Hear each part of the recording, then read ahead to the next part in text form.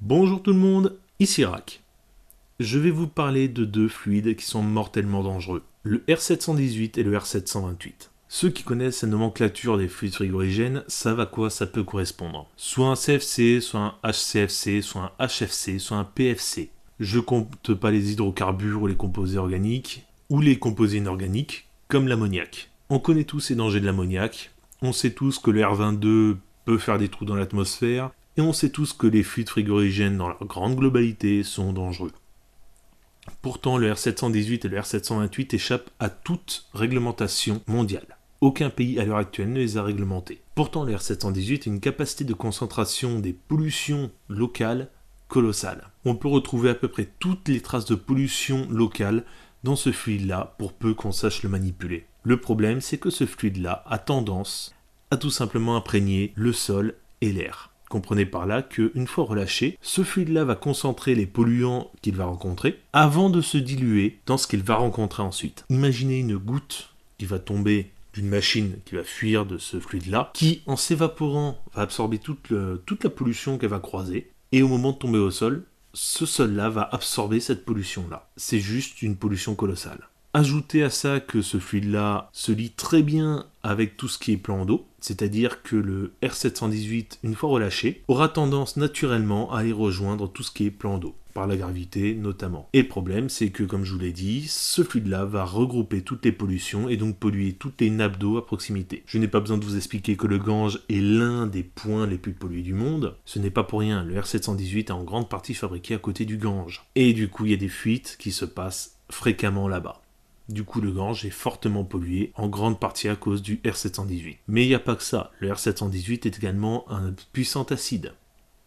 Comprenez par là que le R718 a la capacité de ronger à peu près toutes les matières connues au monde. Aucune matière ne y résiste dans le temps. Toutes les matières finiront par lui céder. Que ce soit vous, que ce soit de la roche, que ce soit du bois, que ce soit du fer, toutes les matières solides finiront par rendre les armes face à ce fluide. Il est à noter que le R718 est conjointement utilisé en général avec le R728. Le R728 est lui-même un fluide polluant. Comprenez par là que le R728, une fois relâché, ne sera pas séparable de l'atmosphère. À l'heure actuelle, on ne sait pas le faire. On ne sait même pas le détecter une fois relâché. Il faut bien comprendre que toutes les machines qui tournent au R728 sont obligées d'être confinées. Le seul moyen que l'on a de détecter une fuite de R728, c'est dans le confinement si la pression dans le confinement augmente. Mais significativement, pas à cause de l'expansion de la température parce qu'elle monte. Ça pose de gros problèmes de régulation. Le problème étant que, comme je vous l'ai dit, le R728 se mêle parfaitement à l'atmosphère. Une fois relâché, il impacte directement la couche d'ozone, comme tous les gaz frigorigènes à l'heure actuelle, ou presque. Et c'est pire que ça, c'est-à-dire que non seulement il impacte la couche d'ozone, parce qu'il a un composé soufré, mais en plus de ça, il a un double effet qui se coule, parce qu'en plus, il libère du carbone. C'est un coup double. Comprenez par là que les composés carbonés qui le composent, en se délitant du soufre, vont impacter la chaleur globale. Ce soufre, avec la chaleur que ça va dégager, va pouvoir monter plus rapidement dans l'atmosphère et aller bouffer la couche d'ozone, qui elle-même va laisser passer la chaleur du soleil, qui va impacter le carbone qui lui va chauffer à nouveau, et ainsi de suite. Ce gaz est une véritable saloperie. Comprenez par là que, à lui seul, il est coupable d'une grande partie du réchauffement climatique. Le problème, c'est que les États ne font rien pour réguler ces deux fluides. Encore une fois, je vais me répéter, les États ne font rien.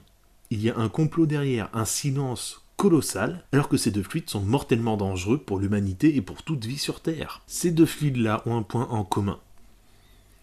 Toute vie sur Terre est contaminée par ces deux fluides.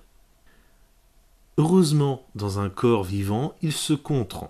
Comprenez par là que le R718 a un effet contraire au R728 dans les corps. Ça crée un équilibre. Maintenant, si on prend pas assez de R728 ou de R718 au cours d'une journée, on en meurt. Si on en prend trop, on en meurt. Heureusement, nos corps savent réguler ces fluides-là de façon, je vais pas dire innée, mais presque. Cependant, nous sommes devenus dépendants de ces fluides-là. On ne peut pas y échapper. Nos corps se sont adaptés, mais il faut trouver un moyen d'y échapper. Les industries sont coupables du plus grand empoisonnement au monde, au R718 et au R728. Ouvrez bien les yeux, vous les trouverez rapidement. Ils se trouvent dans tout ce que vous mangez, que ce soit dans les paquets de chips, même si ça a été frit, même si ce sont des chips bio, même s'ils ont été faits dans votre jardin en hydroponie. Vous les trouverez également dans la viande. Vous les trouverez dans le coca. Vous les trouverez dans n'importe quelle boisson ou nourriture solide que vous pourrez ingérer. Vous n'y échapperez jamais. J'attends vos retours dans les commentaires pour voir quelles solutions vous allez me proposer pour limiter notre dépendance à ces deux fluides-là et comment arrêter de les utiliser dans l'industrie. Merci à vous. Tchuss.